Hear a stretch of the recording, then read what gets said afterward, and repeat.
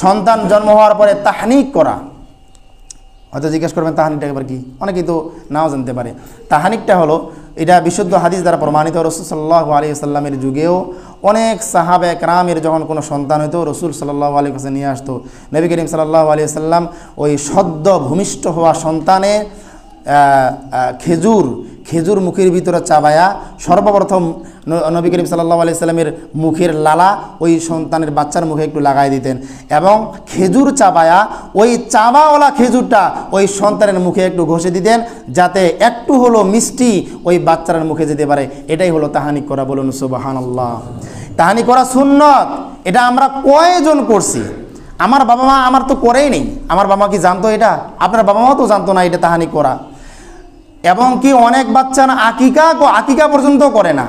তাহানিক করা, কানে আজান দেওয়া এবং একামত দেওয়া, এগুলো তো হলো দূরের কথা। বাচ্চা যে হয়েছে এটার শুকরিয়া তান আল্লাহ রাব্বুল আলামিন যে বিধান করে দিয়েছেন 7 দিন 14 দিন অথবা 21 দিনের মাথায় তার আকিকা করতে হবে, এই আকিকাটাও আমরা অনেকেই করি না।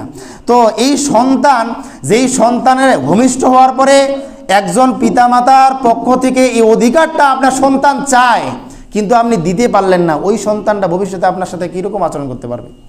আপনি ওই সন্তানের কাছ থেকে কি আশা করেন? কারণ ছোটোবেলায় ভূমিষ্ঠ হওয়ার পর থেকে যে শিক্ষা দেওয়া উচিত, যে অধিকার, যে দায়িত্ব, যে কর্তব্য ছিল, এই কর্তব্যটা আপনি পালন করতে পারেন নাই। ওই সন্তানের কাছ থেকে আপনি কীভাবে আপনি সদাচরণ আপনি আশা করেন?